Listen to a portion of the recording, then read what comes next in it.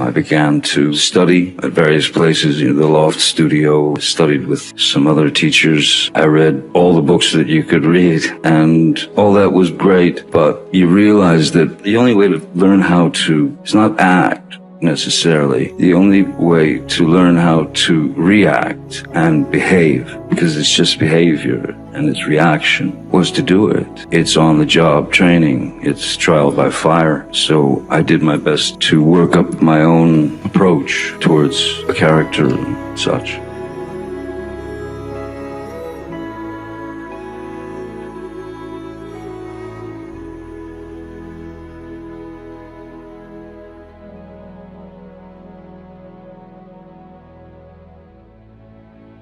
In my life, I've always had art. Long before acting, long before the music, it became an obsession and it became necessary for me.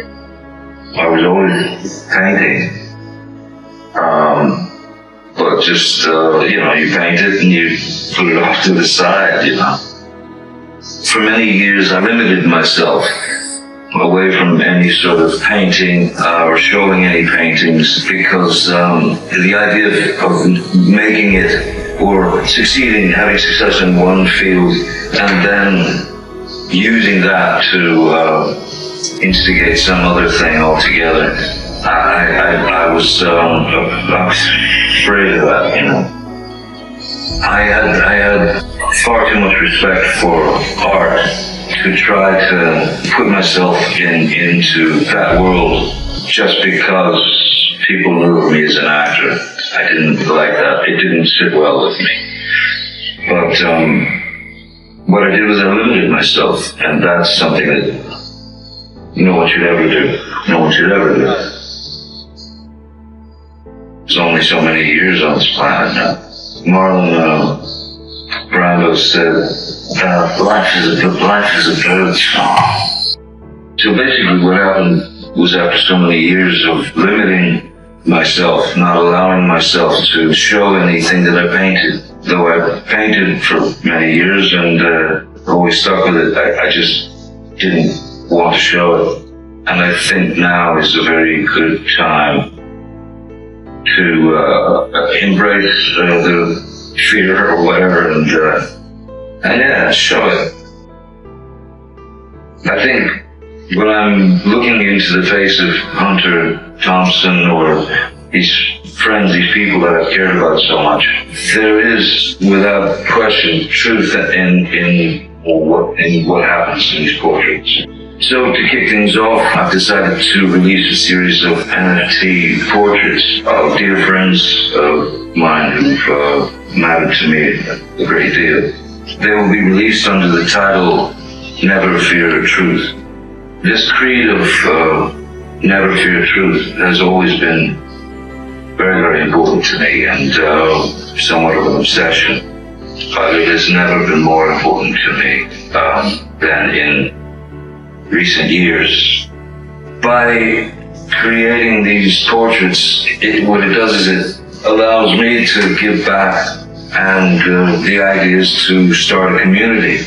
And on top of that, in particular, it allows me the opportunity to support a couple of very important organizations who have been very, very special and important to me and my family over the years. What I truly, truly hope is that you enjoy the work, that you are able to take something from it. You're gonna smile. When I became an actor, it was quite by accident. I was a musician, and I was in a band, and then the band kind of broke up, and I didn't know what else to do, and you gotta pay the rent. Even when I was a kid back then, I didn't want to do the formulaic pitter-patter stuff. I thought, well, if I'm going to go from being a musician, a guitarist, to an actor, there's only one way to approach it, really, which is kind of the same way that you approach music. And so at the time, I remember thinking, I think there's a general lack of punk rock actors in the neighborhood of Hollywood. So I made this vow to myself that I would only do the things that I wanted to do, to take the road that I thought was really the only right road for me.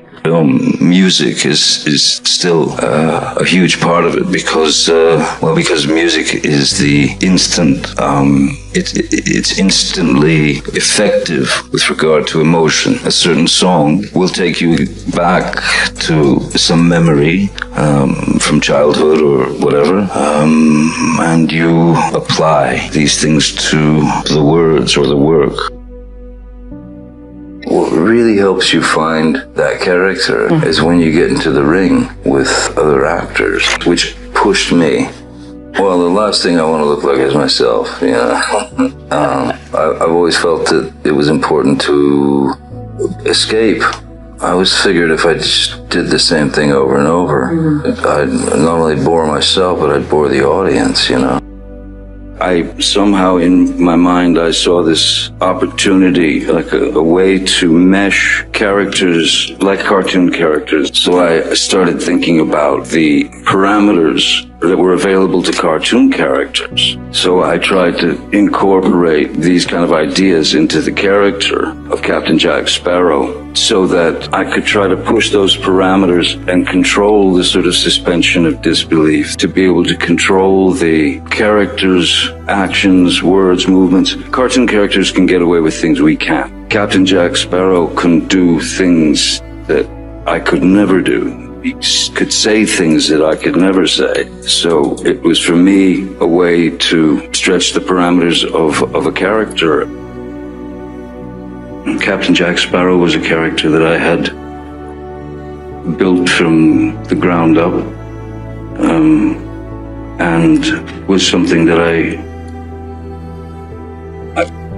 of course put a lot of as you do with all characters, but you put a lot of yourself into the character. So, and also having worked on these films with these people and having added much of myself, much of my own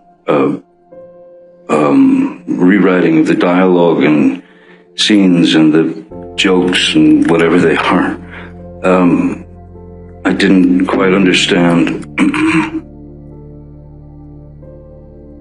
how that after that long relationship and quite a successful relationship, certainly for Disney,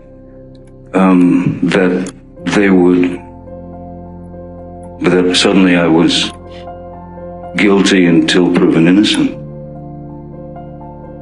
The very same way that I've ever approached any character. You look for a back history, you base it on, it could be anything. Like Edward Scissorhands, for example, was based on a dog that I'd had and newborn babies. My sister had a couple of new babies and I watched them, because I thought that Edward would see things from a place of innocence, and also that look of innocent child when they experience something for the first time. Those were the two main ingredients that I thought would serve the character. It's not like you become that person, but if you know that character to the degree that I did, once you know a character better than the writers, that's when you have to be true to the character and add your words.